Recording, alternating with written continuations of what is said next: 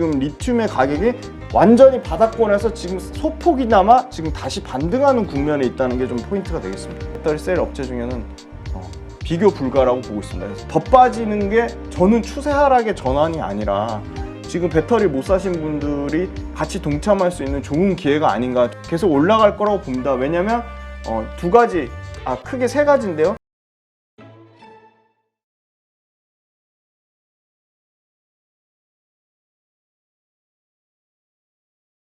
오늘 모신 분은 돈이 된다 주식 투자 책의 저자시죠. 훈훈한 주식 유튜브도 운영하시는 김지훈 대표 모셨습니다. 안녕하세요. 안녕하세요. 네. 자, 오늘은 2차 전지 관련 기업들 지금 이제 실적 시즌이기 때문에 네네. 발표가 됐죠. 네네. 그래서 한번 그 상황들을 한번 점검해 봐 주시면 좋을 것 같아요. 네, 1분기 실적 전체적으로 평을 하자면 실적 상당히 좋았다, 나쁘지 않았다고요. 물론 컨센서스 영업이익이 일부 하회하는 거에 대한 뭐 여러 가지 이슈도 있고 우려도 있지만 전반적으로 실적은 나쁘지 않았다는 게 평가고요. 지금 속속들이 실적이 나오고 있는데 먼저 에코프로비엠부터 보겠습니다. 에코프로비엠 실적을 보시면 중요한 게 매출인데요. 일단 첫 번째로 매출이 지금 2조대, 분기 처음으로 2조대 매출을 달성했고요. 네. 전년 대비해서는 2021년 1분기 때 6,600억대에서 2조, 지금 204% 정도 매출이 성장을 했습니다.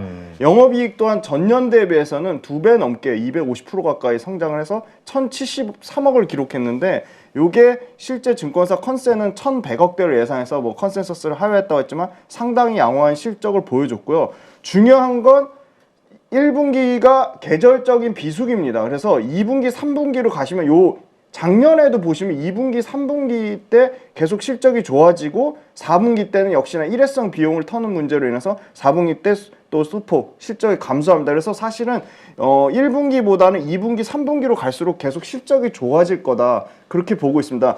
그리고 1분기에 사실 영업이익이 조금 다소 부진한 부분은 아무래도 에코프로비엠의 전체 실적이 모두 전기차는 아닙니다. 이 파워툴이라고 하는 전동공구가 주로 많이 쓰이는 게 이제 건설 경기에도 많이 쓰이고, 그 다음에 이런 여타 기타 산업에 쓰이는데 그런 전방 산업에 대한 부진의 영향을 좀 받은 것 같고요. 저는 사실 이 영업이익 전체 이 금액 자체는 잘 나왔는데 사실 우려된다기보다 조금 계속 체크해봐야 될 부분이 영업이익률입니다. 상당히 양극재 업체들 전반적으로 이익률이 낮다는 굉장히 좀 부정적인 인식이 있는데요. 지금 실제 에코프로비엠의 영업이익률도 지금 연간으로는 당연히 7%대 정도로 회복할 거로 예상하고 있지만 1분기에는 좀 다소 부진한 5%대 초반에 좀 낮은 영업이익률이 나왔다, 그게 좀 단점이 되겠습니다. 그래서 2분기, 3분기 계속 실적이 분기 사상 최대 실적을 찍을 거라고 그렇게 조심스럽게 예측해보고 있습니다. 그러니까 일단 매출이 증가하는 거는 뭐 인정할 수밖에 없는데, 그 이익률이 지금 보면 거의 다 그냥 1,000억대 맞습니다. 전후로 해가지고 그냥 이렇게 약간 고정이 되는 거. 그래서 이제 지금의 주가에 대한 논란이 이게 과연 앞으로도 계속 증가할 수 있겠냐, 혹은 다른 어떤 그 경쟁자들이 됐든 아니면 전기차 업체의 압박에 의해서 계속 이익률이 낮아지지 않겠냐, 이런 거에 대한 고민이 좀 있는 것 같아요. 네네. 그 말씀 주신 대로 전기차 그 완성차 업체랑 그 배터리 셀 업체에 대한 그 단가이나 압박은 분명히 받을 겁니다. 그 단가이나 압박도 중요하지만 사실 그거보다 좀 더 중요한 거는 리튬 가격 하락에 따른 판가에 전이하는 부분이 상당 부분 부담을 지금 느끼고 있습니다. 근데 다행히도 지금 리튬 가격 같은 경우는 지금 따끈따끈한 4월달 수출 데이터에 보시면 여전히 지금 NCA, 에코프로비엠이 주력으로 하는 NCA 같은 경우가 55불대를 견조하게 좀 유지하고 있습니다. 그리고 리튬에 떨어지는 판가랑 실제 양극재 판가랑 반영하는 부분은 약간의 시차가 존재합니다. 뭐 적게는 3개월에서 최대 6개월 정도 시차가 존재하는데, 지금 리튬 가격이 작년 11월 달부터 2월 달까지 빠진 단가는 아마 양극재 2분기 판가에 좀 반영될 우려가 있는데, 그 부분 또한 뭐 지금의 현재 55불 수준에서 갑자기 뭐 15%에서 20% 이상 급락하기는 좀 어려울 거라고 보고 있습니다. 그래서 많이 양극재 판가가 빠지더라도 실제 그 10% 미만일 거라고 보고 있고요. 아주 최신 데이터 5월 첫째 주 지금 리튬의 가격이 완전히 바닥권에서 지금 소폭이나마 지금 다시 반등하는 국면에 있다는 게 좀 포인트가 되겠습니다. 네, 그렇군요. 그다음 또 어떤 기업이 있을까요? 네, 그다음에 이제 에코프로비엠 다음으로는 이제 LG화학의 한번 실적을 보겠습니다. LG화학도 분기 최대 매출을 기록했는데요. 주목할 부분은 양극재입니다. 양극재가 속한 첨단 소재 사업부가 역시나 분기 최대 매출을 기록하면서 2,030억의 영업이익률을 기록했거든요. 요게 지금 주황색으로 되어 있는 첨단 소재 사업부. 네, 여기 2,030억이고요. 네. 그다음에 두 번째 핵심 포인트는 네, 적자 폭이 1,660억대에서 510억으로 3분의 2 적자가 줄었습니다.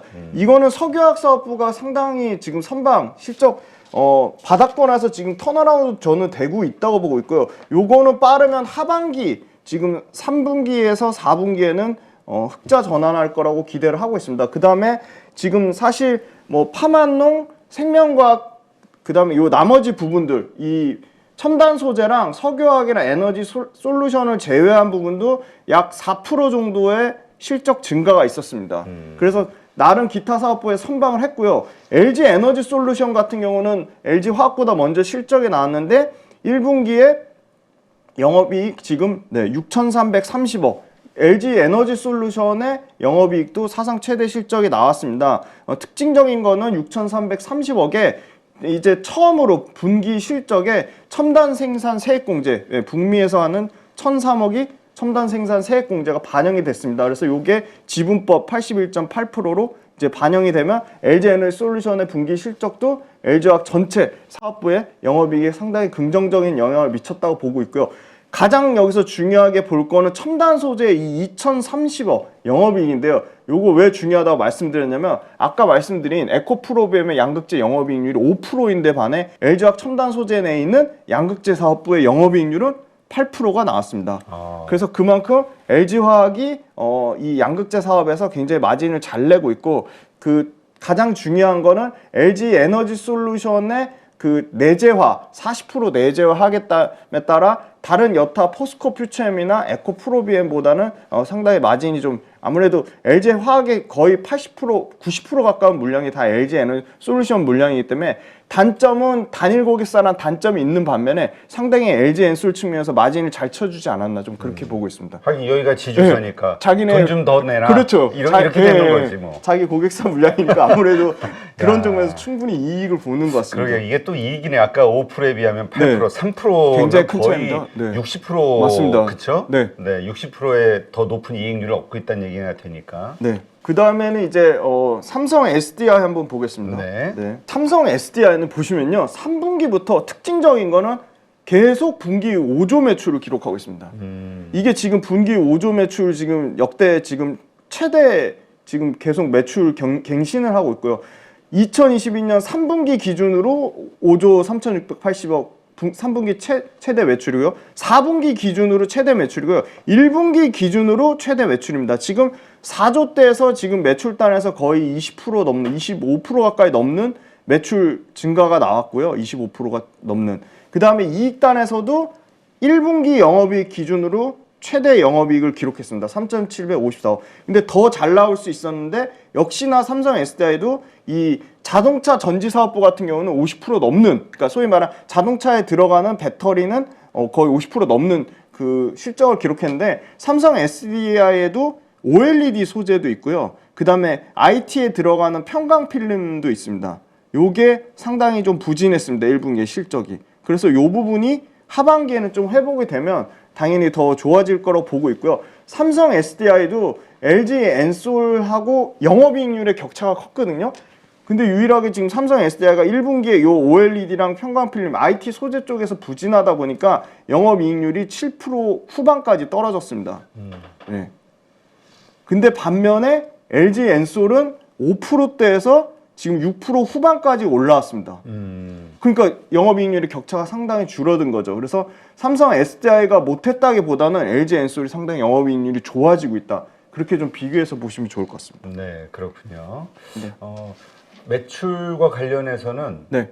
그렇죠. 계속 어떻게 증가로 봐야 돼? 아니면 정체가 돼 있다라고 봐야 될까요? 삼성 SDI. 증가 추세는 맞습니다. 근데 이게 워낙 4분기의 실적이 좋았고요. 지금 삼성 SDI 같은 경우도 2분기, 3분기에는 지금 6조대 평균 분기 매출이 나올 것으로 지금 예상을 하고 있습니다. SDI와 관련해서는 워낙 그동안 나왔던 투자자들의 불만이 네. 이 미국 쪽에 진출하지 맞습니다. 않는다, 네. 추가 투자를 네, 하지 네. 않는다, 증설 네, 네. 이 부분이었는데 이제 그게 결정이 됐기 때문에 네. 앞으로는 이 실적이 더 좋아질 것을 기대해봐도 되겠죠. 네, 정확합니다. GM 관련된 게 아마 분기 실적으로 아마 빠르면 하반기부터 쪼개서 나올 거기 때문에 그 부분 관련돼서 실적이 매출단에서 25%에서 30%까지 성장 예상을 하고 있습니다. 네. 그 다음 실적을 보겠습니다. 포스코 퓨처엠 같은 경우는 1분기에 포스코 퓨처엠도 매출로 사상 최대 실적이 나왔고요. 1조 1352억이 나왔습니다. 매출단에서는 거의 80% 넘는 성장이 나왔고요. 매출이. 엄청나네요. 네, 엄청난 매출 성장이 나왔고요. 영업이익은 203억입니다. 영업이익이 상당히 부진했습니다. 그리고 여기도 특징적인 게 이익률입니다. 아까 LG화학의 양극재 사업부 8%, 에코프로비엔 5.2%에 반해서 포스코 퓨처엠 2%입니다 지금. 아 이건 박리담인가요? 왜 이렇게 낮아요? 포스코 퓨처엠 같은 경우는요, 처음 말씀드린 건데 이 그 소위 말하는 철강의 부산물도 있잖아요. 생석회, 소석회, 그다음에 뭐 내화물 이런 것들의 마진이 거의 지금 뭐 한 자릿수, 그러니까 5% 미만의 마진을 보여주고 있고요. 그 다음에 포스코 퓨처엠 같은 경우는 양극재 사업부, 음극재 사업부를 동시에 갖고 있는데 이 음극재 사업부의 마진도 상당히 5% 미만으로 낮은 걸로 알고 있습니다. 그래서 상당히 배터리 소재단에서 매출은 전 분기 대비해서 78%가 증가했지만 이익단에서 상당히 줄어들었다. 그래서 양극재는 계속 분기별로 매출이 80% 성장할 거로 예상하고 있고요. 음극재는 분기별로는 20%에서 30% 정도 성장을 예상을 하고 있습니다. 매출은. 그런데 이제 이익은 계속 지켜봐야 되는데 포스코 퓨처엠의 이익이 조금 낮았던 이유가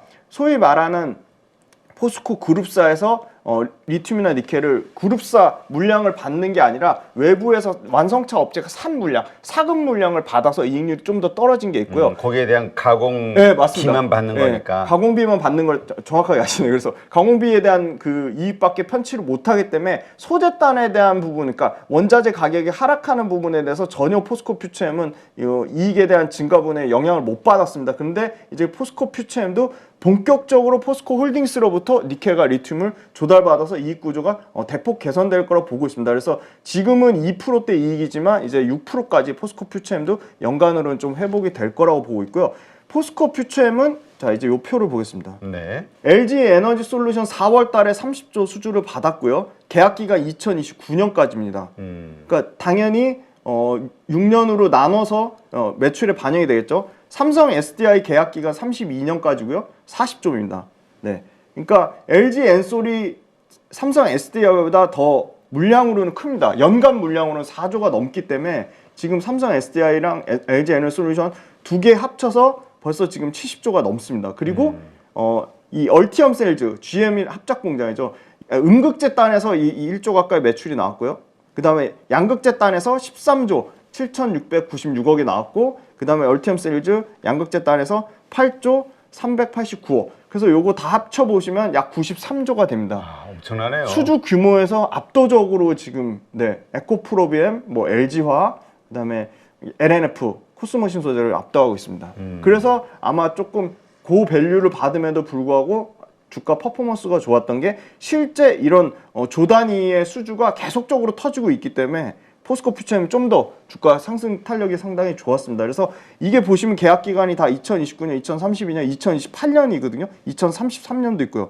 그래서 이게 매출단에서 반영이 되는 거를 2026년 실적 추정치까지 봤더니 압도적으로 매출과 영업이익 증가율 다 합친 실적 증가율이라고 하는 매출 증가율, 영업이익 증가율의 합이 포스코 퓨처엠 1등이었습니다. 최근 2023년을 포함해서 2026년까지 계속적으로 좀 1등을 하고 있다. 그래서 밸류에이션은 부담되지만 숫자가 가장 잘 찍히는 종목이 아니냐 그렇게 판단을 하고 있습니다. 네. 요 표로 한번 보시겠습니다. 요거는 포스코 퓨처엠의 국내 해외 수입 비중입니다. 2021년까지만 해도 요 빨간색이 해외고요. 파란색이 국내인데요.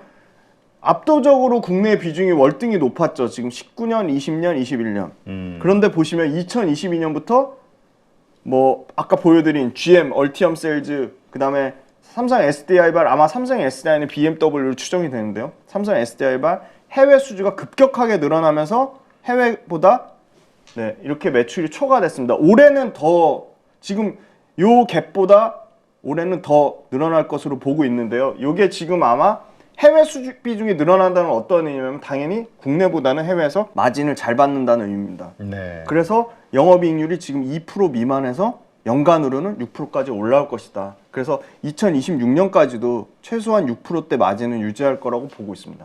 그리고 네. 음극재 관련돼서도 지금 이따 투자 현황에 대해서 말씀드리겠는데 바로 지금 보여드리겠습니다. 네, 포스코그룹 2차전지 소재 투자 현황입니다.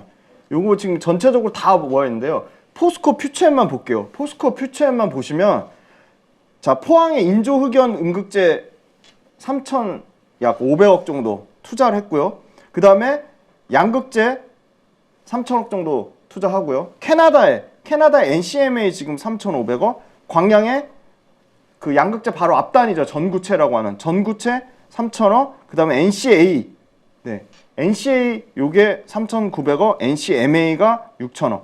그래서 지금 요거 다 합치면 약 2조 가까운 투자를 지금 포스코 퓨처엠도 하고 있습니다.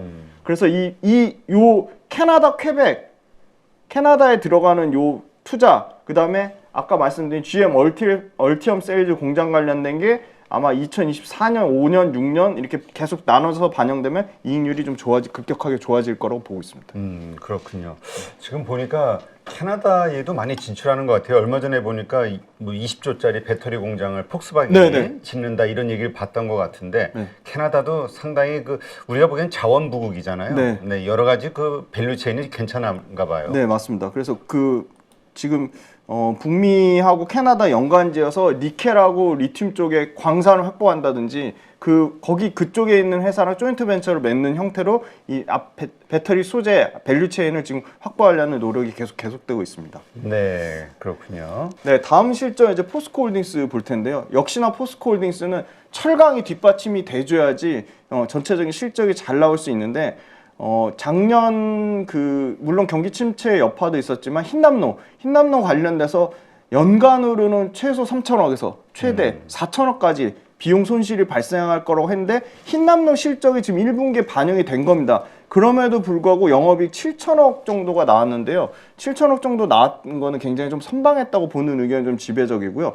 영업이익 같은 경우는 뭐 전년 대비해서 70% 가까이 감소는 했습니다. 근데 흰남노 비용 떨군 부분을 제외하고 2분기, 3분기부터는 영업이익이 다시 조 단위로 좀 회복이 될 거라고 보고 있고요. 매출단에서는 생각보다 굉장히 선방했습니다. 매출은 19조 4천억이 나왔는데요. 전년 대비 한 8.9% 정도 감소한 수준입니다. 근데 중요한 거는 철강석이 원재료 가격이 바닥을 찍고 지금 가파르게 상승 국면에 있다는 거고요. 두 번째는 철강 업체들이 뭐 지난번에도 말씀드렸던 것 같긴 한데 지난 2년 동안 엄청나게 공급을 늘려왔기 때문에 지금 포스코와 일부 이제 인도 관련된 탑티어 업체 빼고 나머지 밑단에 있는 업체들은 더 이상의 공급을 늘리긴 좀 어려운 상황이라 지금 미국을 비롯해서 미국과 유럽 국내 모두 지금 중국 포함 미국, 유럽, 중국, 그다음에 한국 다 철강의 가격을 야금야금 계속 매월 뭐 3만 원, 월에 3만 원, 월에 5만 원씩 계속 올리고 있습니다. 네. 최근에 4월 달에 약간 주춤하긴 했지만 전반적인 추세는 철강 가격을 올리는 추세이기 때문에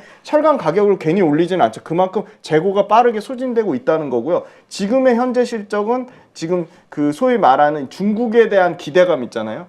중국 경기가 엄청나게 회복될 거란 기대감이라든지 중국의 대규모 인프라 투자는 하반기에 보통 진행될 거라고 예상하기 때문에 중국의 기대감이 좀 반영이 안 된 실적이다라고 보고 있습니다. 그래서 그 부분만 조금 중국의 리오프닝에 따른 경기 회복이 되면 상당히 철강 업종도 전반적으로 다 굉장히 실적이 가파르게 좀 회복이 될 거라고 보고 있습니다. 그래서 포스코홀딩스 같은 경우는 나머지 포스코 퓨처엠 그다음에 포스코 HI 클린메탈 소위 말하는 이 폐배터리 재활용을 하는 포스코 HI 클린메탈 양극재와 음극재 사업을 하는 포스코 퓨처엠 그다음에 이 무역 상사인 포스코 인터내셔널 이런 자회사들의 지분 가치를 빼고 이 포스코홀딩스의 본업만 보더라도 상당히 실적이 선방을 했고 전분기 대비해서 영업이익 7천억 빠르게 흑자 전환했고 흑자 전환의 속도가 점점 가파라질 거라고 보고 있습니다. 그래서 포스코홀딩스는 매출단에서는 85조대 매출은 견조하게 좀 유지할 거라고 보고 있고요.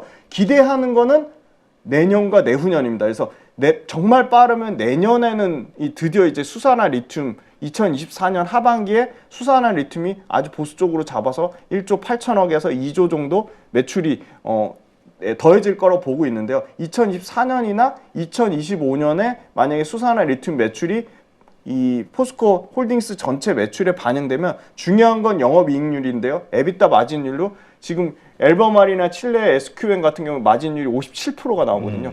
포스코 홀딩스도 충분히 그 정도 50%대 마진을 예상하기 때문에 매출단에서 1조 8천억만 예상을 하더라도 영업이익이 9천억 정도가 포함이 되는 거기 때문에 진짜 장기 2030년까지 그림으로 보면 2차전지 소재단에서 32조의 매출을 하겠다고 했으니까 그 부분이 계속적으로 좀 실적이 빠르면 내년 하반기부터 반영될 거라고 보고 있습니다. 그래서 포스코 홀딩스도 생각보다 굉장히 실적 선방했다. 그리고 본업인 철강이 그렇게 최악의 상황은 아니다. 그렇게 정리해 드릴 수 있을 것 같습니다. 네, 그렇군요.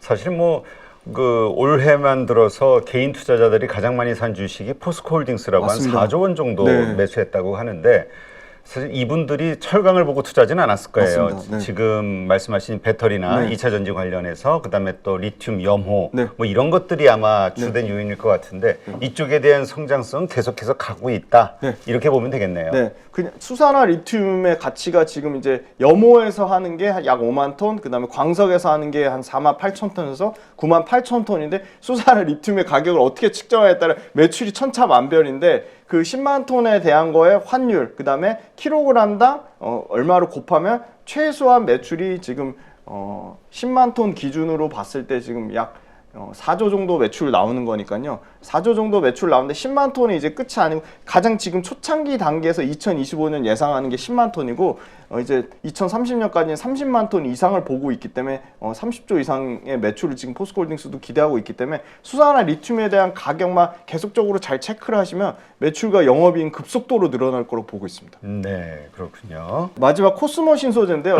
코스모 신소재 같은 경우는 코스모 신소재도 보시면 100%가 전기차 양극재가 아니고 이 코스모 신소재는 MLCC에 들어가는 이제 전도성 페이스트 그러니까 네. MLCC 부품 중에 하나가 코스모 신소재가 하고 있어서 사실 MLCC 자체가 워낙 IT 비중이 높기 때문에 그리고 1분기가 또 계절적 비수기임에도 불구하고 워낙 양극재가 선방을 해서 코스모 신소재조차도 1분기에 전년 동기에 대비해서 매출은 110% 늘어난 1,905억을 기록했습니다. 그리고 영업이익은 아까 말씀드린 IT 쪽 MLCC 전도성 페이스트가 조금 부진해서 22% 감소를 기록한 영업이익 64억을 기록했습니다. 근데 코스모 신소재 같은 경우도 실제 여기서 양극재만 따로 떼놓고 보면 매출이 약 130% 가까이 증가했고요. 영업이익 또한 이 지금 전체 영업이익은 22% 감소했지만 이 코스모 신소재 양극재 사업부의 영업이익은 약 한 10% 정도 증가한 걸로 알고 있습니다. 네, 이렇게 해서 실적들이 다 발표가 됐어요. 그리고 전체적으로 다 성장을 하고 있는데 네.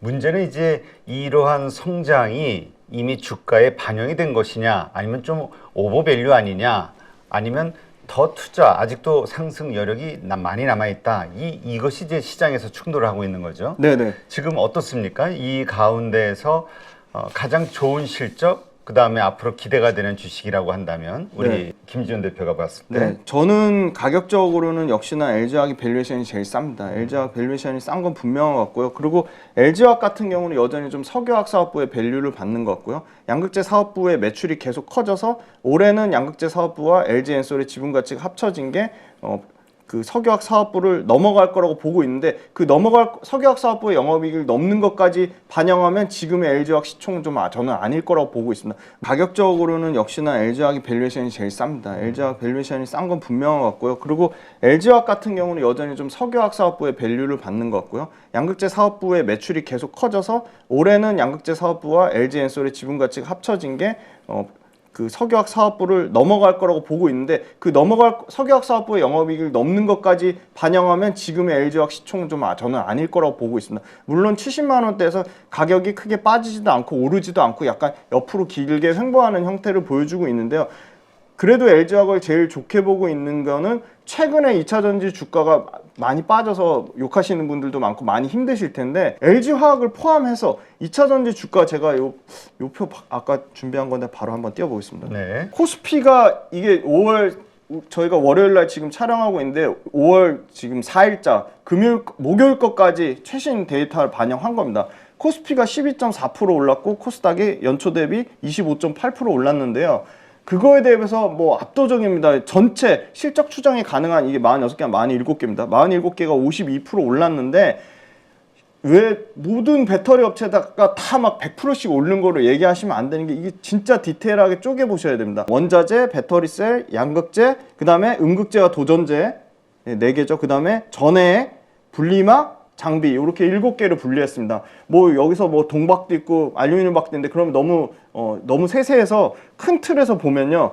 원자재가 181% 상승이 나왔는데 이거는 에코프로 한 종목이 520.9% 나왔기 때문에 181%란 평균 상승률이 나온 거고요. 그 다음에 배터리셀 같은 경우는 18%밖에 안 나왔습니다. 근데 1등인 제일 실적 좋았던 LG 엔솔이 26%밖에 안 됐어요. 연초 대비. 그리고 양극재 딴에도 128% 수익이 나왔는데 코스모 신소재가 233% 나오면서 코스모 신소재가 양극재 전체 수익률 다 땡긴 거고요. 음극재 도전재도 30% 정도 상승률이 나왔는데 나노 신소재 85% 이 한 종목이 거의 다 이 음극재 도전재 실적을 다 땡겼고요. 전액은 15% 나왔는데 엔캠도 그나마 최근에 좀 주가가 올라서 31%고요. 분리막은 SKIT가 56% 상승을 내면서 다 땡겼고 장비도 38%인데 이거조차도 윤성 FNC 한 종목이 233% 수익을 내면서 그래서 특정 소위 말하는 배터리 밸류 체인당 개별 종목이 거의 전체 주가를 다 땡겼다고 볼 수 있고요. 한두 종목이 다 땡긴 겁니다. 그래서 이 와중에 엄청나게 보시면 원자재와 전해액과 극심한 수익률 차이가 보이고요. 이 원자재 단에서도 에코프로는 520% 수익률 난 반면에 고려아연은 마이너스 지금 8%입니다. 니켈을 생산하는 고려아연 같은 경우는 마이너스 8%. 이렇게 철저하게 수익률 차이가 났고요. 그리고 요거는 요 옆에 표는 MDD입니다. MDD 쉽게 설명하면 지금 최고점 찍은 거 대비 현재 주가가 얼마나 빠지냐는 거거든요. 그러니까 MDD 값이 덜 빠졌다는 거는 그만큼 주가가 최고점 대비 견조하게 고점에서 잘 높은 주가를 형성하고 있다는 건데요. 지금 코스피가 마이너스 24%고요. 최고점 대비. 그 다음에 코스닥이 마이너스 20%입니다. 네. 네. 코스닥이 최근에는 부진하지만 전 세계 글로벌 시가총액 상승률로 치면 1등, 2등 그렇죠. 계속 왔다 갔다 하고 있습니다. 굉장히 견조합니다. 그 다음에 원자재 단이 고점 대비 평균이 마이너스 24%고요. 배터리 셀 단이 마이너스 24%입니다. 그 다음에 양극재 단이 마이너스 22%예요. 그리고 음극재, 도전재 단이 엄청나게 지금 제가 많이 욕을 먹고 있는데 마이너스 36%. 네, 상당히 좀 부진했습니다. 그리고 전해액 단이 전해액은 더 빠졌네요. 마이너스 47%입니다. 많이 빠졌네요. 네, 전해액이 진짜 많이 빠졌고요. 그 다음에 분리막도 많이 빠졌습니다. 44%, 마이너스 44%. 그 다음에 장비가 마이너스 36%입니다. 그런데 여기 보시면 배터리 셀단에서 LG 엔솔 고점 대비 마이너스 10%밖에 안 빠졌습니다. 많이 오르지도 않았지만 그렇다고 또 주가가 또 엄청 많이 빠진 것도 아닌데 그러니까 이렇게 계속 디테일하게 쪼개보셔야 돼요. 코스모 신소재도요. 고점 대비해서는 마이너스 12%밖에 안 빠졌습니다. 최근에 2차전지 소재가 전부 다 마이너스 30%까지 다 박살난 게 아니고요. 이렇게 보시면 차이가 있습니다. 나노 신소재도 많이 체감하는 건 엄청 빠진 걸로 보이는데 고점 대비 24% 빠졌습니다. 네. 그래서 이렇게 수익률을 쪼개 보셔야 되는데 이게 의미하는 바는 뭐냐면 물론 여기서 얼마든지 10% 20% 더 빠질 수 있습니다. 근데 10% 20% 더 빠지는 게 저는 추세 하락의 전환이 아니라 지금 배터리 못 사신 분들이 같이 동참할 수 있는 좋은 기회가 아닌가. 저는 물론 철저하게 제 개인적인 생각인데 그렇게 보고 있고요. 지금 이 업체들 관련돼서 사실은 1등 업체 외에 나머지 2, 3등 업체의 상승률이나 이 고점 대비 얼마나 빠진 거는 더 처참합니다. 예. 그래서 주도주 1등주로 그래서 1등주로 가야 되는 겁니다. 정확하게 말씀해 주셨습니다. 그렇다면 그 가장 지금 저평가되어 있는 주식으로는 LG화학을 선택하시는 거고 네. 가장 성장성 혹은 그 비전을 볼 수 있는 주식이라 그러면 어디를 보세요? 저는 비싸긴 한데 코스모 신소재가 아무래도 양극재, 음극재를 둘 다 하기 때문에 지금 음극재 가치를 굉장히 왜냐면 양극재가 배터리 원가에서 40% 차지하고 음극재는 15%밖에 차지를 하지 않으니까 음극재 가치를 좀 낮게 얘기하시는 분도 있고 한데 물론 음극재가 여기 평균치가 많이 빠지긴 했습니다. 많이 빠졌는데 저는 음극재와 도전재의 가치는 계속 올라갈 거라고 봅니다. 왜냐하면 크게 세 가지인데요. 양극재에서 계속 중요한 우리 에너지 밀도, 배터리 하면 에너지 밀도, 에너지 밀도가 좋아야지 주행거리, 충전속도, 방전속도 다 연관이 있으니까요. 근데 양극재로 진짜 에코프로비엠하고 LNF가 코스모 신소재가 LG화학이 미친 듯이 연구 개발해가지고 90% 후반까지 100%가 풀캐파인데 거의 풀캐파 목에 다 찼거든요. 그래서 더 이상의 양극재 단에서 이제 소위 말하는 뭐 망가니치나 이런 쪽의 신소재로 가지 않는 한 지금 하이니켈 양극재로는 끝단에 찼기 때문에 지금 음극재 단에서 충방전 속도도 빠르게 하면서 양극재가 못 채우는 에너지 밀도를 더 개선할 수 있는 게 실리콘 음극재거든요. 그래서 실리콘 음극재가 예전에 LG 엔소를 통해서 포르쉐 타이칸에만 납품했다면 지금은 진짜 차종이 실제로 포르쉐 말고도 GM, SK 온의 픽업 트럭, 그 다음에 심지어 볼보, 그 다음에 여러 가지 차세대 BMW 차종 자체가 엄청나게 늘어나고 있고요. 현대차에서도 아이오닉 신형 차세대 아이오닉에 실리콘 음극재 10% 섞인 거를 이미 넣었다, 탑재를 했다. 그래서 그게 아마 차세대 아이오닉이 이제 실리콘 음극재 10%가 탑재된 아이오닉이 나올 거라고 했는데 실리콘 음극재 어디 회사 거 쓴다고 현대차가 밝히진 않았지만 실제 실리콘 음극재를 양산할 수 있는 데가 대주전자재료하고 한솔케미칼밖에 없기 때문에 당연히 대주전자재료가 좋을 수밖에 없습니다. 왜냐하면 대주전자재료 많이 빠졌지만 실리콘 음극재 캐파로도 압도적으로 대주전자재료가 가장 캐파가 큽니다. 그래서 포항에 포스코나 에코프로도 이 배터리 캠퍼스를 만든 것처럼 대주전자재료도 시와 새만금의 이 배터리 캠퍼스를 만들어서 아마 연간으로 그 국내 업체 최대 글로벌 업체로도 이 실리콘 음극재 생산이 아마 탑3에 들어갈 정도로 최대 연 8만 톤에서 10만 톤까지 아마 30년까지 늘릴 생각이고 지금 1만 톤도 안 되는 건 안 되는데 2024년에 지금 2배 넘게 증설해가지고 10,000톤, 2025년에 2만 톤. 캐파 증설이 100%씩 일어나고 있습니다. 그래서 음극재 도전재는 뭐 나노신소재 마찬가지고 음극재 도전재는 양극재 단의 캐펙스 증가율, 그러니까 설비 투자 증가율보다 음극재 도전재의 캐펙스 투자 증가율이 더 크다. 그래서 좀 긴 호흡으로 보셨으면 좋겠어요. 최근에 주가가 2차 전지가 뭐 여러 가지 뭐 금감원에서 뭐 이런 이슈 때문에 더 투심이 악화된 측면도 있지만 2차 전지 본업의 펀더멘탈은 캐펙스 증가율 그리고 이런 회사들의 1분기 실적, 매출과 이익 성장률을 보시면 여전히 견고하다고 말씀드리고 최근에 주가 빠지는 거에 좀 흔들리지 않으셨으면 좋겠습니다. 네, 코스모 신소재도 최근 3월 달에 상당히 많이 급등을 하긴 했어요. 맞습니다. 네. 근데 이 양극재와 음극재를 다 하는 게 그 매력이라고 하셨는데 네. 그거는 이제 포스코 퓨처엠도 그렇잖아요. 네네. 포스코 퓨처엠과 코스모 신소재 네. 이걸 비교했을 때 네. 그래도 이제 신소재를 선택하신 거니까 코스모를 네. 이유가 전 포스코 퓨처엠. 왜냐면 포스코 퓨처엠은 양극재, 음극재 사업을 둘 다 하고 있고 코스모 신소재는 포스코 퓨처엠처럼 음극재 사업은 하지 않지만 코스모 신소재의 장점은 코스모 신소재도 캘리포니아의 리튬 강산을 직접 조달하려고 광산 개발을 하고 있는 걸로 알고 있거든요. 근데 그거가 반영되는 것보다는 포스코 퓨처엠처럼 실질적으로 지금 포스코 퓨처엠조차도 실리콘 음극재를 개발하고 있는 걸로 알고 있고요. 워낙 기존의 흑연 음극재를 잘하고 있기 때문에 이미 그 만들고 있는 게 아니라 앞으로 네. 그럴 계획이 있다. 네. 이거를 이제 비전을 네. 여기다 두고 보신다. 네. 실리콘 음극재 개발에 대한 모멘텀도 있으면서 실제로 흑연 음극재가 그렇게 급격하게 실리콘 음극재로 바뀌어지지 않을 거기 때문에 이미 안정적으로 음극재 쪽으로도 캐시카우를 갖고 있기 때문에 포스코 퓨처엠은 당연히 밸류에이션을 더 할증받는 게 당연한 거고요. 포스코 퓨처엠이 지금 연간 수주로 실제로 이렇게 93조가 수주가 찍히는 회사가 없기 때문에 다소 비싸더라도 포스코 퓨처엠이 좀 더 매력적으로 보고 있습니다. 포스코 코스모 신소재도 좋게 보시지만 보지만 더 포스코 퓨처엠 매력적이라고 보고 있습니다. 그렇군요. 알겠습니다. 그게 아마 그 많은 분들이 네. 그 포스코 또 홀딩스에 대한 기대감, 네네. 리튬에 대한 기대감, 네, 이런 것들이 다 거의 포함이 돼 있겠죠. 네, 그렇습니다. 네. 자, 그렇다면 이번에 에코프로가 또 컨퍼런스 콜을 했잖아요. 네네. 네, 그 부분도 한번 설명을 해주시죠. 네네. 여기도 참 논란이 많아요. 네네. 이게 나가고 나서 일부 증권사에서는 에코 프로비엠에 대한 매도 의견도 나오고 네네. 뭐 중립 의견으로 뭐 낮추고 이런 일들이 좀 있다 보니까 네네.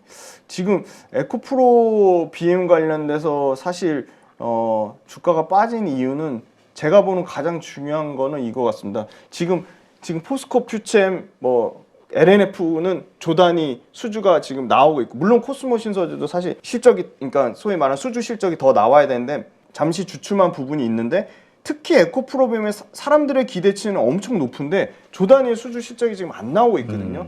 그러니까 제가 추정한 걸로도 사실 LG 엔솔 측면에서 에코프로빔 관련된 수주가 나올 거란 그런 썰이 지금 엄청 많이 여의도에 돌고 있는데 아직 안 나왔어요. 그게 나온 게 4월 달부터 썰이 돌았는데 지금 5월 달이 지금 넘어가고 있는데도 안 나오는 거 보니까 에코프로빔 관련돼서 수주가 가시적인 수주가 안 나오니까 그 부분이 주가에 좀 투심에 악영을 미친 것 같고요.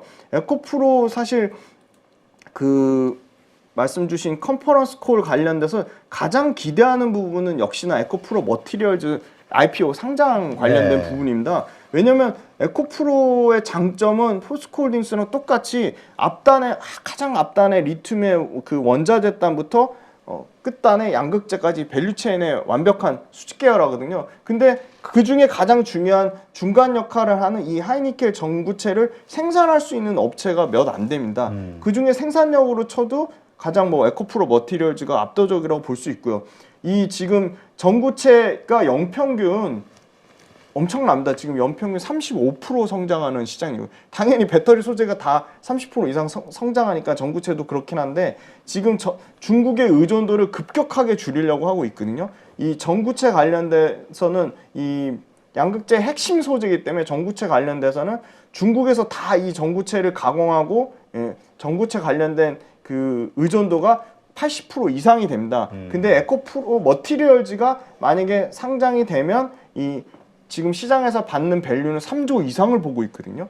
그래서 에코프로 머티리얼즈가 아마 이제 8월이나 9월 달에 코스피로 상장되면 본격적으로 그 자금 조달한 걸 바탕으로 2027년까지 20만 7천 톤이에요. 그럼 20만 7천 톤이면 에코프로 자체 내에서 중국에서 전구체 갖다 쓰는 거에 절반 이상이 줄어드는 거거든요. 얘네는 자체적으로 2030년까지 57% 이상을 내재화하겠다고 했거든요. 그러면 자체 갖다 쓰는 것만 좋아지는 게 아니라 이익률이 엄청나게 좋아지는 거죠. 심지어 그래서 에코프로비엠 전구체 내재화되면 양극재 이익률이 아까 LG화학 8% 엄청나다고 했는데 그 이상을 넘어선 뭐 9%대까지 나올 거라고 그렇게 긍정적인 예상을 하고 있고요. 네. 그래서 사실은 이 에코프로 머티리얼즈가 시장에서 정상적인 3조 밸류를 받을 경우에 당연히 에코프로 머티리얼즈를 100% 자회사로 갖고 있는 에코프로가 좋아질 수밖에 없는 거고요. 그 다음에 IRA 세부 법안 나왔잖아요. 그거조차도 굉장히 우호적으로 나왔다. 왜냐면 미국에서 공장 지을 경우에는 인건비부터 포함해가지고 뭐 문화적인 차이, 그 다음에 또 뭐 여러 가지 뭐 언어적인 차이부터 해서 공장 건설비만 2배 넘게 증가하는데 그 부분 또한 우리나라에서 만들어서 50% 이상의 부가가치를 창출하면 그 IRA 세부 법안에 통과하기 때문에 에코프로 머티리얼즈나 에코프로 BM도 미국에 공장 지어서 진출하면 좋지만 당장 2년의 시간을 벌었기 때문에 상당히 비용단에서 굉장히 절감이 될 거라고 보고 있어요. 그리고 그 밑단에 뭐 에코프로 H&N도 전분기 대비해서 실적이 소폭 감소한 것처럼 보임에도 불구하고 경기 위축이나 여러 가지 그 전분기 대비 실적이 줄어든 것처럼 보임에도 불구하고 2023년 올해 연간으로 매출 3천억대를 예상하고 있기 때문에 굉장히 실적이 잘 나왔다. 그리고 이 리튬이나 니켈도 단기적으로 에코프로 그룹사에서 올해 하반기부터는 본격적으로 원자재 충족이 될 거기 때문에 전반적인 실적은 좋았는데 얘네가 계속 조금 그 부정적으로 얘기하는 부분은 비용 인식이 굉장히 좀 커지고 있다. 근데 비용 인식이 당연히 커질 수밖에 없는 게 계속적으로 연평균 캐펙스 투자를 40% 늘리는데 에코프로 BM도 그렇고 에코프로 머티리얼즈도 그렇고 급격하게 몸집이 커진 거에 따른 분명한 부작용이 있을 거라고 보고 그 부분을 비용으로 떨구기 때문에 당연히 이익률은 좀 좋아지지 않을 거라고 보는데 큰 측면에서 이게 가동률이 올라가고 영업 레버리지 효과가 발생하면 연간으로는 이익률도 회복될 거라고 보고 있습니다. 그래서 에코프로 그룹의 컨퍼런스 콜은 9월 달에 상장을 하는 에코프로 머티리얼즈가 정상적인 3조 밸류를 받냐가 좀 핵심 포인트가 되겠습니다. 네, 이게 아마 그 말씀하신 대로 에코프로의 주가 혹은 또 그쪽 2차 전지 이게 또 대장주다 보니까 흐름에 또 상당히 영향을 미칠 맞습니다. 것 같은데 요 밸류가 언제쯤 정해지죠? 지금 이제 그 코스피의 상장 지금 예비 심사 청구를 한 걸로 알고 있고요. 이달 말까지 상장 예비 심사 청구를 하고요. 8월에서 9월 달에 코스피 시장 상장을 합니다. 그래서 아마 올해 여름쯤에는 이게 본격적으로 그 에코프로 지주사의 가치에 지분율로 아마 반영될 것으로 보고 있습니다. 한 7월 정도면 네, 그 어느 정도 7월 정도면 나올 것으로, 나오겠네요. 예, 7월 말 네. 정도면 나올 것으로 예상하고 과연 있습니다. 3조 가치를 평가받느냐, 네. 그렇지 못하냐, 네. 여기에 달려 있다. 이걸 맞습니다. 한번 계속 봐야겠군요. 그리고 지금 에코프로에 대해서 조금 뭐 이익률이 적어진다든가 네. 이런 부정적인 시그널과 관련해서는 이거는 급속한 투자에 따른 네. 정상적인 하나의 네. 그 일환이다. 네, 네. 이렇게 이해하는 게 낫다. 네, 네. 알겠습니다. 자, 하여튼 우리가 이렇게 관심이 큰 게 그동안 아주 그냥 진격의 에코프로라고 어느 신문 기사가 표현했던데, 네. 근데 그렇게 그냥 거침없이 상승하다가 요즘 2차 전지주가 다 흔들리고 있잖아요. 좀 상승폭이 그 하락을 하기 시작했고, 네. 그러다 보니까 이게 이제까지 올라온 거 테마주처럼 다시 이제 꺾이는 거 아니냐, 많은 하락을 하는 거 아니냐 이런 불안감을 네. 갖고 있기 때문인 것 같거든요. 네. 그 2차 전지뿐만이 아니고요. 모든 주식이 이렇게 수직 상승하는 경우는 없고요. 올랐다 약간 조정 주고 또 다시 올라가고 하는데 주가가 상승한 뒤에는 반드시 조정이 있다. 근데 그 조정이 20%가 올지 30%가 올지 50%가 올지 모르는데 2차 전지는 계속 말씀드리지만 5가지 핵심 포인트. 2차 전지 전기차 시장 침투율이 글로벌 전체적으로 3월 달 가장 따끈한 최신 데이터가 14%니까 전기차 시장 침투율 측면에서 아직 여력이 남아 있는 거고요. 몇 프로까지 봐요? 저는 50%까지 봅니다. 네. 그리고 그것을 되게 긍정적으로 보시는 것 같은데요. 그 일반적으로는 보통 몇 프로 정도 보나요? 침투율을? 일반적으로 침투율 제가 물론 긍정적으로 볼 수도 있는데 일반적으로 이런 두 번째, 세 번째 말씀드릴 조건을 만족하려면 그래도 침투율이 50%는 돼야 되지 않나. 그 정도까지는? 네네네. 네. 네. 그래서 두 번째 이제 조건을 말씀드리면 이 회사들의 캐펙스 투자율이 지금 배터리 셀 단은 33%고요. 소재 단은 지금 55%가 넘거든요. 그 다음에 장비 단에서도 50% 정도 되고요. 그러면 이 캐펙스 투자의 셀, 소재, 장비의 평균이 40% 정도니까 이 캐펙스 투자 증가율이 급격하게 줄어드는 40%대에서 10% 미만으로 줄어들면 저는 그 시기가 아까 말씀드린 첫 번째 시장 침투율이 50% 되는 시기랑 비슷해질 것 같아요. 네. 그 다음에 세 번째가 이런 회사들, 소재와 장비 단 회사들이 매출액 성장률과 영업이익 성장률, 지금 가장 양극재 단에서 고밸류를 받는 코스모 신소재나 포스코 퓨처엠 같은 경우, 포스코 퓨처엠 아까 실적 증가율 압도적으로 1등이라고 말씀드렸는데 포스코 퓨처엠 2026년까지 매출 80% 증가율 나오고요. 매출 증가 평균치가. 물론 실적 추정은 달라질 수 있습니다. 영업이익 증가율 또한 70%가 나오거든요. 매출과 영업이익이 평균 75% 증가율 나오는 업종이 없잖아요. 그래서 당연히 고밸류를 받는 것 같고, 네 번째는 전기차가 아직 그렇게 엄청나게 이슈화되고 있지 않은 거죠. 주변에 전기차 타는 사람이 아직 많지 않고. 그렇죠. 네. 그리고 국내에서는 더더욱 없고 중국만 지금 30%가 넘어가요. 시장 침투율이. 북미가 3월달 데이터 보면 아직 9%가 안 되고, 네, 8%대고, 그 다음에 유럽도 많이 올라왔는데 21% 정도 되고요. 그래서 사실은 전기차 침투율이 50% 되는 시점, 캐펙스 투자가 급격하게 한 자릿수대로 둔화되는 시점, 그 다음에 양극재, 음극재, 이 분리막 전액 소재 업체들의 실적 성장률이 한 자릿수로 되거나 역성장하거나, 그 다음에 전기차가 주변에 다 전기차를 타서 전기차가 이슈화되지 않을 때, 그러면 최소한의 지금의 이런 소재나 장비 업체들, 밸류체인 회사들이 조 단위로 계속 투자를, 그 회사들이 그 땅 파서 돈 나오는 게 아니잖아요. 그렇죠. 괜히 비용 써가면서 조 단위로 해외 공장 증설을 한다는 거는 그만큼 장사꾼 입장에서는 정확합니다. 돈이 된다는 네, 얘기니까. 매출에 대한 보증이 되지 않고서는 절대 증설하지 않습니다. 회사는. 그래서 이 회사들의 증설이 멈추는 시점이 되면 최소한 3년의 레깅은 남아있지 않나. 근데 지금 이게 하나도 만족하는 조건이 없어요, 사실. 아니 그리고 이제 평균으로 14% 지금 세계 전기차 침투율을 말씀하셨는데 일단 뭐 중국의 30%는 우린 빼야 될 것 네, 같고요. 맞습니다. 거기에 뭐 진출할 일은 없는 네, 것 네. 같으니까 지금 분위기가. 네. 근데 말씀하신 미국이 지금 우리가 주로 공략하는 시장인데 네. 거기가 8%밖에 안 된다 네, 그러면 8%입니다. 네. 실질적으로는 저는 5배 이상의 북미에서 성장이 남았다고 상당히 보고 큰 있습니다. 성장이 네. 북미에서 일어날 수밖에 없다. 네. 이렇게 보여지네요. 네. 그리고 북미에서 뭐 계속 지금 뭐 점유율 가지고 뭐 57% 얘기하는 데도 있고 그런데 북미에서 지금 LG 엔솔, 삼성 SDI, SK온의 점유율이 57%는 그분 계산한 거는 북미하고 유럽의 평균치를 계산한 것 같고요. 북미에서 그 차관이 넘버 2가 북미에서 국내 배터리가 지금 70% 된다고 얘기를 했고요. 실제 산자부 이창용 장관도 북미에서만 5배 이상 양극재만 봐도 생산 캐파를 5배 이상 10배, 전체 K배터리 밸류체인은 10배고요. 양극재 보수적으로 잡아서 5배 밸류체인 늘리겠다고 했기 때문에 그거는 북미에서 실제 공장 캐파 증설한 부분, 누적 수주분을 다 감안해서 그런 얘기를 하기 때문에 관료들이 그런 얘기를 하기 때문에 그거에 대해서 북미에서 시장 성장률 둔화는 좀 잘못된 얘기인 것 같습니다. 네. 하여튼 이러한 것들 그렇기 때문에 이렇게 주가가 2차 전지주 이렇게 흔들릴 때 그때가 이제 매수의 기회가 될 것이다. 네, 저는 지금 갖고 하지만 계시지 또 못한 말씀하신 대로 부분, 좀 주도주 중심으로 1등주 중심으로 매수하시는 게 좋고 항상 매수는 계속 분할 매수하는데 충분히 여기서 단기간에 너무 과도하게 오른 종목들 1등 종목들이 더 많이 올랐기 때문에 1등 종목들은 충분히 여기서 뭐 10%에서 20%, 30% 조정이 나올 수 있다고 봅니다. 얼마든지 조정이 나올 수 있다고 보고요. 지금 전체 주시장 자체가 조금 지금 상당히 여러 가지 뭐 지방은행권 터지는 거 봤을 때도 상당히 조금 쉬었다 가지 않을까. 왜냐면 코스닥이 전체 글로벌 상승률로 연간 1등이기 때문에 조정은 주는데 저는 조정이 추세 하락으로 가서 막 이제 2차 전지가 주도주의 자리를 잃고 다른 주도주로 갈아탄다.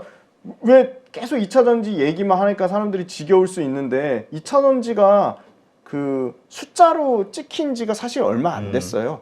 본격적으로 숫자 찍히는 건 작년부터고요. 재작년에 오른 거는 기대감으로 올랐거든요. 그래서 2차 전지보다 더 숫자가 잘 찍히는 업종을 투자하면 되는데 잘 찍히는 투자 업종이 지금 뭐 많이 얘기하는 게 반도체 바이오인데 반도체 바이오 쪽으로 많이 갈 것 같은데 수급이요. 꼭 그렇지도 않아요. 지금 보니까 2차 전지 거래량을 보시면 알 수 있는데 거래량이 줄지 않고 있습니다. 네, 알겠습니다. 이러한 것들을 투자하실 때 잘 참고하시면서 결정을 하시면 되겠군요. 2차 전지들 가운데서도 말씀하신 대로 양극재, 음극재가 있고 또 뭐죠? 그 여러 가지 소재로 네네. 나뉘어진단 말이에요.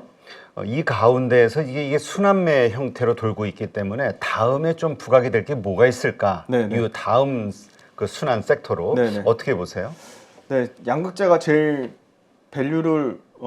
밸류라기보다 가격 상승률이 컸기 때문에 전 분명히 순환매가 돌 수 있다고 보고 있습니다. 네. 아까도 이 표 한번 다시 보겠습니다. 표 오늘 제일 중요한 표라서 여기 보시면 원자재하고 그 다음에 양극재가 전체 평균도 땡겼고 상승률로도 평균 상승률로도 압도적입니다. 네. 네. 근데 뭐 굉장히 주가가 많이 빠져서 힘들어 하시는 거 너무 잘 알고 뭐 욕도 많이 먹고 있지만 저는 음극재 도전제가 다시 한번 음극재 도전제는 기술적인 이유를 써야 되는 것도 있지만 음극재 도전제도 4가지 조건에 다 만족을 합니다, 사실. 대주전자재로 실제 네이버에 컨센서스가 없다가 이제 나왔는데 2025년까지 대주전자재로 말씀드리면 2024년에 매출이 120% 추정입니다. 120%, 영업이익 100%입니다. 그리고 2025년에 매출 100%, 영업이익 100%입니다. 그래서 이 음극재 단에서 상당히 양극재보다 실적 증가폭이 더 컸으면 컸지 줄지 않는다는 거고요. 도전제 나노신소재도 나노신소재 매출가이익이 2026년까지 매출 성장률 55%, 영업이익 성장률 50%가 초과될 것으로 예상을 하고 있어서 실적 성장이 양극재에 못지않게 압도적인 매출과 이익 성장률 나오는 게 음극재 도전제 쪽입니다. 그래서 최근에 주가는 많이 빠졌지만 대주전자재료나 나노신소재는 계속 전 좋을 거라 봅니다. 네. 뭐 숫자가 찍히니까요. 이건 제가 그 어떤 기업을 좋아하고 뭐 밀고 그걸 다 떠나서 실제 철저하게 이제 대주전자재료하고 나노신소재 실적이 나왔으면 좀 더 디테일하게 말씀드릴 텐데 그거는 이제 대표님 나중에 초대해 주시면 그 부분까지 나중에 초과해서 말씀을 드리고요. 그 다음에 지금 사실 증권사 측에서는 소재단보다 셀이 좋을 거다 그 얘기를 많이 해요. 지금 배터리 셀이 주가 측면에서도 굉장히 좀 부담이 없고 18%밖에 안 올랐기 때문에 좀 그런 측면이 있는데 저는 오히려 셀에서는 1등 기업 LG 엔솔만 보고 있고요. LG 엔솔이 아무래도 그 수주가를 많이 받아서 이익률이 굉장히 나쁠 거라는 단점이 있었는데 실제 1분기 실적을 보니까 아까 첨단 생산 세액공제 그게 1,003억이 반영이 됐거든요. 네. 요거는 가장 적은 수치로 지금 반영이 된 거고요. 실제 연간으로는 지금 보수적으로 잡아서 9천억에서 1조 2천억까지 보고요.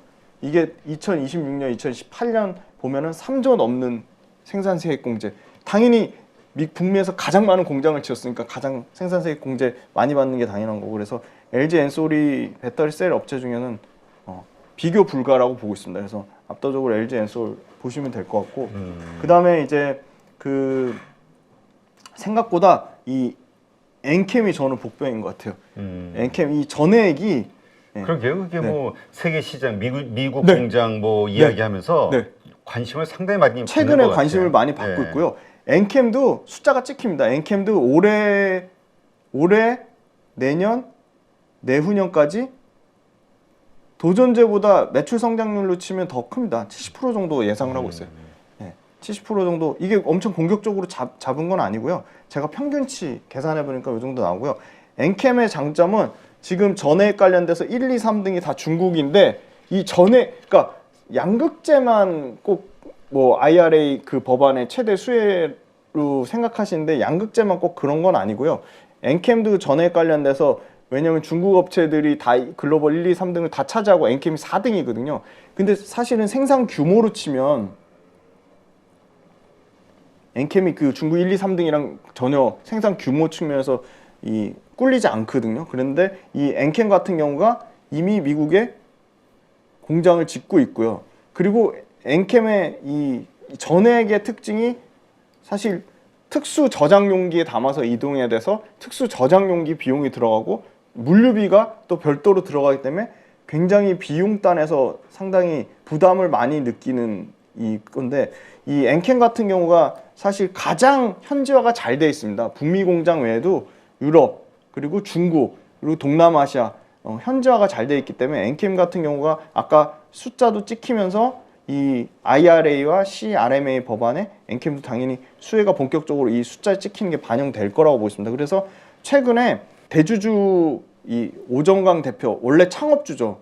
그러니까 기존에 정확한 명칭 생각 안 나는데 어떤 이제 투자 관련된 사업펀드 같은 거기서 그러니까 그 시간의 블록들로 이 물량을 다 넘겼거든요. 최대 주주 물량을 그거를 다행히도 이 원래 창업주 오정관 대표님 받아가지고 이 부분 관련돼서 여러 가지 블록들 관련돼서 이슈가 있었는데 오히려 이 실제 창업주가 받았기 때문에 그 부분 또한 이 블록들 관련된 이슈 또한 전 부정적이지 않다고 보고 있습니다. 네.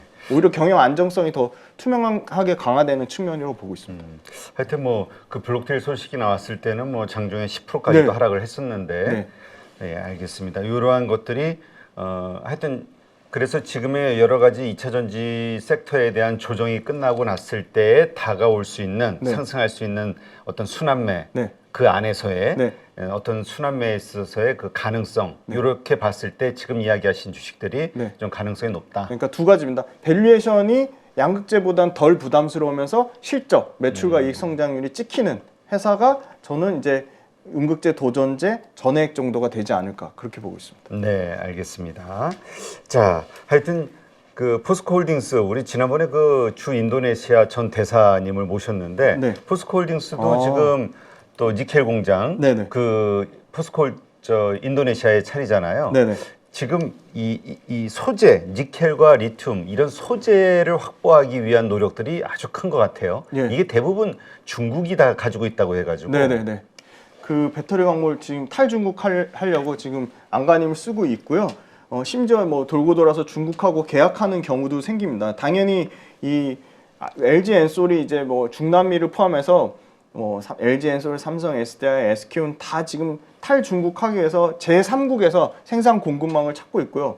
그 인도네시아 그 나온 편 저도 좀 유심히 봐야겠습니다. 네, 굉장히 좀 중요한 것 같습니다. 그래서 지금 인도네시아 관련돼서 이제 공급망 다변에서 지금 보시면 SK온부터 먼저 말씀드리면 SK온은 호주의 이 글로벌 리튬 업체랑 장기 공급 계약을 10년 단위 장기 공급을 맺고 있고요. 칠레 역시 1등이죠. SQM하고 2027년까지 5만 700톤 리튬을 공급받기로 했고요.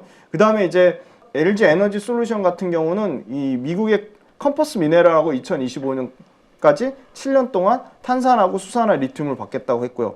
그리고 캐나다에 있는 일렉트라라는 회사랑 황산 코발트를 약 2023년까지 3년 동안 계속 공급받겠다고 했습니다. 그래서 미국, 캐나다, 호주, 칠레 이런 지금 그 광물 자원 부국이랑 같이 지금 계속 그 협약을 맺고 있고요.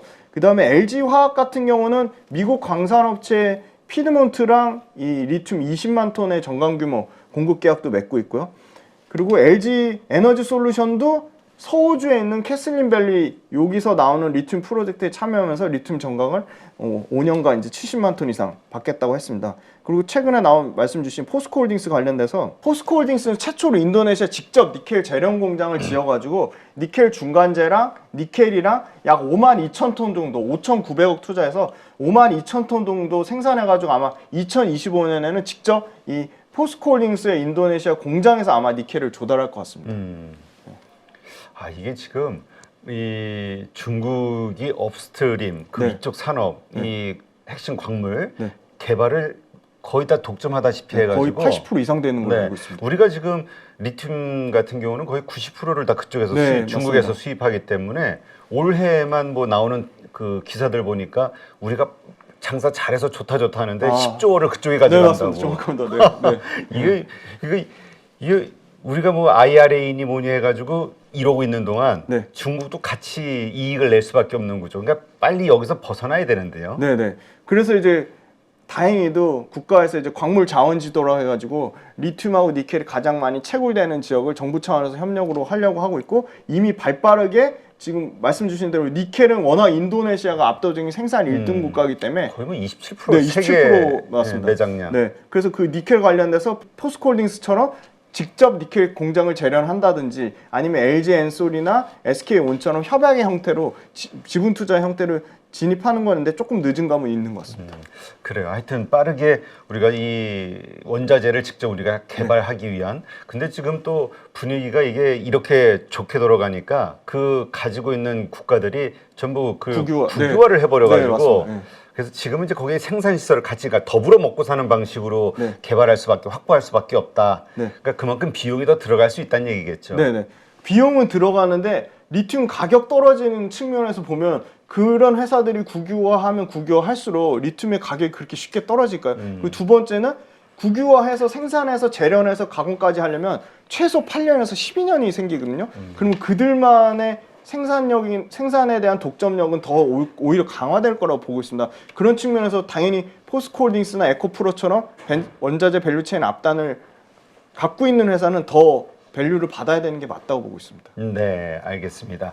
하여튼 이 원자재가 갈수록 그 핵심 광물 특히 이슈가 될 수밖에 없는데 그런 측면에서 또 페라이트라는 것이 또 한참 떠올랐죠. 이 자석. 네네. 이게 또 그래서 이거 하나의 그 일시적인 테마로 보시는 분들도 있고 조심해야 된다. 이 급등했을 때 따라 붙으면 안 된다. 혹은 히토리와 관련해서는 계속 이렇게 논쟁이 벌어질 수밖에 없으니라고 생각하는 분도 있고 어떻게 보세요? 그러니까 테슬라에서 밝힌 것 때문에 지금 투자자의 심리는 항상 궁금증을 유발하는 거잖아요. 그래서 이게 굉장히 진짜 뭐 그 기존에 쓰던 히토리를 다 페라이트를 교체하지 않을 거냐 저는 진짜 말 그대로 확정이 아니라 가능성에 대한 단기적인 이슈라고 보고 있고요. 물론 제가 공부가 덜 된 걸 수도 있습니다. 그래서 뭐 단기적으로 현재의 그 기술력이나 밝혀진 바로는 그래서 뭐 유니온 머티리얼 이런 회사들이 지금 그 소위 말하는 테슬라 관련된 이슈, 그다음에 유럽 연합에서 페라이트 대신에 히토류를 대체 솔루션으로 탐색 중이다. 말 그대로 탐색 중인 거고 할 수도 있다. 그런 가능성 때문에 단기적으로 좀 이슈로 오른 거라고 보고 있고요. 그래서 이 부분도 예를 들어 교체한다고 해도 기존의 광물을 이용한 밸류체인과 그에 따른 여러 가지 뭐 공정된 부분, 그 기술적인 비용 부분, 그다음에 그런 뭐 교체에 대한 그런 여러 가지 그런 환경적인 제반 요인이 상당 부분 만약에 된다고 해도 계속 말씀드리는 양산과 개발과 실제 그 생산 출하는 엄연하게 그 시간의 갭이 존재합니다. 그래서 이거는 너무나 단기적인 뭐 일종의 그 궁금증 유발 이슈라고 보고 있습니다. 그만큼 또 테슬라, 일론 머스크의 영향력이 워낙 크다 크다고 보니까 볼 수 있겠죠. 네. 네. 하여튼 지금 IRA법 우리에게 주어진 아주 좋은 기회인데 이 IRA법에 의하면 핵심 광물을 우리가 일단 40% 이상 써야 그 네. 보조금을 받는 거고 네. 27년까지 80% 이상 네. 써야 되는 거니까 네. 우리가 계속 이렇게 확보해 나갈 수밖에 없는 맞습니다. 네. 네. 적극적으로 여기 그러니까 기업이 뭔가 이렇게 확보해 나간다 또 그런 어떤 그 결과물을 만들었다 이것이 결국은 주가에 큰 도움이 될 수 있겠네요. 네네. 그래서 그거에 제일 앞장서서 하는 게 역시 포스코홀딩스랑 에코프로가 가장 앞장서서 하고 있고 그거 관련된 계속 이슈가 나와서 그런 이슈 때 만약에 주가가 오히려 반대로 하락하면 또 좋은 그런 투자의 기회가 되지 않을까 보고 있습니다. 네. 2차 전지 지금 우리가 또 주목할 만한 이슈가 있을까요? 네. 최근에 사실 이게 제일 중요한데 전기차가 잘 팔려야 되잖아요. 그렇죠. 그리고 전기차의 침투율이 아직 낮아야 되고요. 근데 이제 전체 전기차 침투율 3월 달 데이터 보니까 14%예요. 근데 여기서 미국을 보면 8%입니다. 그러니까 미국이 전년 대비해서 오히려 약 폭풍 성장할 거로 봤는데 전년 대비 1.7%밖에 안 늘어났어요. 별로 생각보다 안 샀네요. 네. 생각보다 전기차가 테슬라를 뺀 나머지 차들이 좀 더 분발해야 될 것 같습니다. 그리고 유럽은 20.8%예요. 유럽은 전년 대비 1.6%가 줄었습니다. 그러니까 생각보다 이 유럽이 워낙 엔진 기술 강하고 BMW, 벤츠부터 해가지고 뭐 아우디 굉장히 그렇죠. 명차잖아요. 그러니까 그들만의 헤게모니를 내려놓고 빨리 전기차 전환을 해야 되는데 근데 선택의 여지가 없잖아요. 지금 2028년에서 2032년까지 환경적인 이슈 때문에 탈탄소 때문에 무조건 내연기관차 생산 중단하겠다고 했거든요. 네. 근데 이 부분은 지금 현재 3월달 기준으로 20.8%는 가파르게 올라갈 거라고 봅니다. 근데 가파르게 올라가는데 그러려면 이 완성차 유럽의 완성차 업체들이 빨리 계속 전기차 신차를 내야 되는데 고무적인 거는 미국에 이미 지금 테슬라 포함해서 2026년까지 150종의 신차가 나오고요. 전기차. 유럽은 150에서 200 최대 보는 데는 200종까지 2028년까지 신차가 나온다고 합니다. 그럼 그 신차에 들어가는 어마어마한 배터리와 소재들 회사는 계속 좋을 수밖에 없다고 보고 있고요. 중국은 지금 27%입니다. 중국이 가장 전년 대비 성장률이 높은데요. 중국은 전년 대비해서 5% 넘게 성장을 했고요. 그리고 배터리 출하량 보시면 3월달 글로벌 배터리 출하량이 56.5기가와트시인데 56.5기가와트시보다 전년 대비 얼마나 늘었냐? 35% 증가했습니다. 네. 굉장히 견조합니다. 월별 출하량이 계속 30%대 초과하고 있습니다. 그 중국을 제외하고 봤더니 중국을 제외한 게 26.7기가와트인데 요것도 전년 대비 35% 증가했고요. 이 업체별로 보니까 좀 특징적인 게 LG 엔솔은 전년 대비 26% 증가한 8.4 글로벌로 중국을 제외하고 압도적으로 1등이고요. CATL이 전년 대비 78% 증가해서 6.8기가와트로 CATL이 3월달에 좀 굉장히 좋았습니다. 이건 좀 주의를 해야 될 것 같고요. 삼성 SDI가 전월 대비도 48% 증가했고요. 전년 대비도 46% 증가했는데 아마 말씀 주신 북미에서의 실적이 이제 본격적으로 출하량으로 나오는 것 같습니다. 삼성 SDI는 굉장히 보수적으로 얘기하지만 삼성 SDI도 월간으로 40% 넘는 지금 증가세를 보이고 있어서 삼성 SDI랑 지금 SK 온이랑 5등, 6등 왔다 갔다 하는데 지금 0.1기가와트시밖에 차이가 안 난다는 점이고요. 그 다음에 3월달 미국 데이터 보면 미국에서는 파나소닉이 역시 1등 했습니다. 파나소닉이 아마 그 테슬라 압도적인 물량 때문에 3.1기가와트시로 1등을 했지만 이 상승폭 자체는 좀 둔화되고 있다는 거고요. LG 엔솔이 지금 미국 시장에서 전년 대비 75% 증가했습니다. LG 엔솔도 북미에서 굉장히 성장률이 가파르게 늘어나고 있고 1.2기가와트시고요. CATL이 전년 대비 60% 증가했습니다. 근데 좀 우려되는 거는 CATL이 지금 LG 엔솔하고 출하량 차이가 3월달 데이터로는 0.1밖에 차이가 안 난다는 점이고요. 삼성 SDI가 지금 엄청나게 올라와가지고 미국에서 지금 전년 대비 263% 성장했습니다. 그래서 1기가와트, 그러니까 삼성 SDI, CATL, LG 엔솔, 파나소닉 뭐 4파전이라고 볼 수 있겠습니다. 그다음에 3월달 유럽에서도 역시나 LG 엔솔이 압도적으로 1등했고요. 전월 대비 79% 성장했고 전년 대비 18% 성장해서 LG 엔솔이 유럽에서도 지금 6.4기가와트로 1등했고요.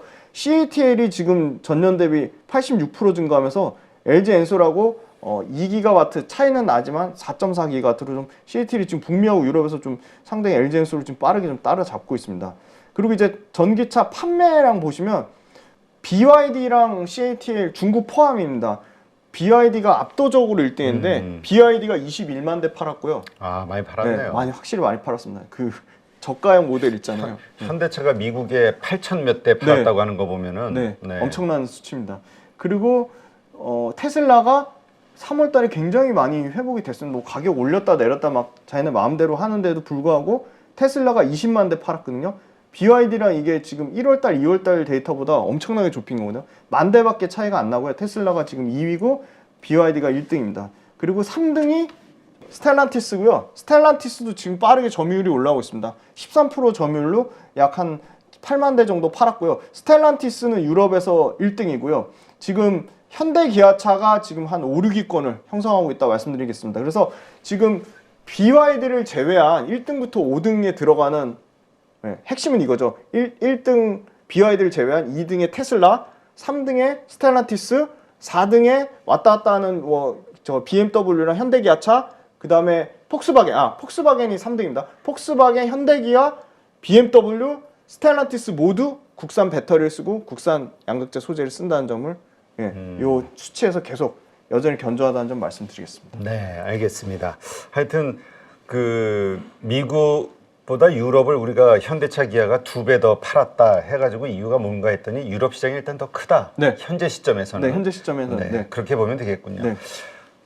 그 많은 분들이 선택할 때 왜 이렇게 미국이 그러니까 이렇게 확산이 안 되느냐, 이거에는 그 충전망 시스템 이거에 대한 부족함, 또 이 번거로움, 이걸 지적하는 분들도 있긴 하는데 뭐 테슬라의 머스크도 이 부분을 지적을 했고 여기에 대해서 뭔가 확장하는 사업을 하겠다 했으니까 이 부분도 곧 좋아지겠죠.